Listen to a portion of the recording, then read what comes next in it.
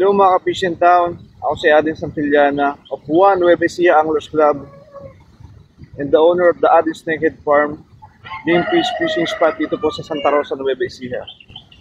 Member din po ako ng Novo Anglers Club, ng Lakian Heavy Cover Game Fishing Philippines at ng Snakehead Anglers Philippines. Ang YouTube channel ko po ay Chikabukid Vlogs, Adin Snakehead Farm, One Nueva Ecija Anglers Club. Siguro po ay mahigit na akong 2 years na nasa sports of fishing, recreational angling. Ang method of fishing ko ay casting. Mahilig kasi ako sa top water, pero marami tayong mga lure na pang bottom. Pero kasi iba yung saya na naibibigay ng explosion ng tubig o ng tinatawag na top water fishing. Talaga pinaka-paborito ko. Gaya ng lure ko na to, soft lure, palaka siya.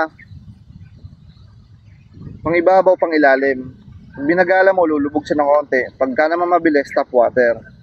Sa weedless to, masaya itong gamitin. Hindi ka sasabit sa mga kangkong, heavy cover.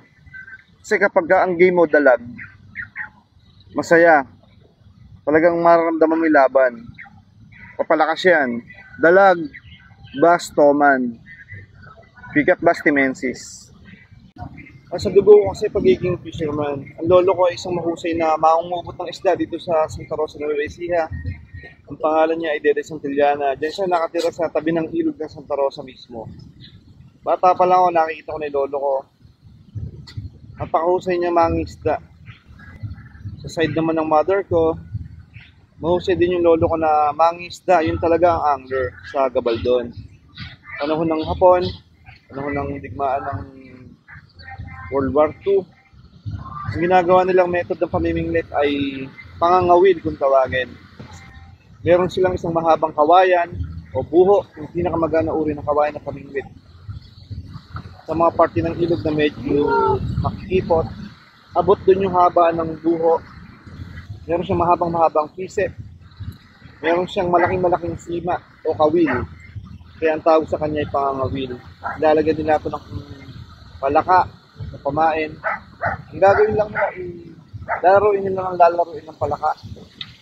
Para makita ng dalag. Doon mahuli ang malalaking dalag. Talagang malalaki pa ang dalag doon.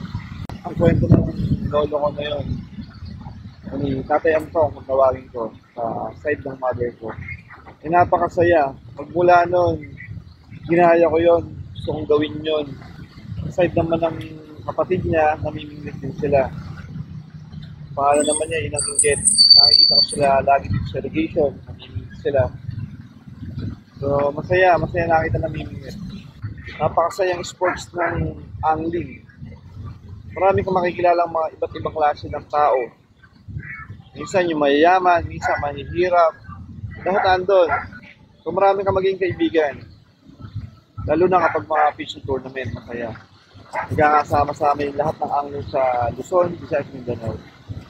Minsan nga, may ibang bansa pa, pupunta pa ng Pilipinas para lang makapag-fishing. Hindi mo kailangan ng mamahaling gamit. Basta yung pamingwit mo, ayos, sa setup na gusto mo na pasukin na fishing ng isda. Makakahuli ka. Saka hindi ito pagalingan.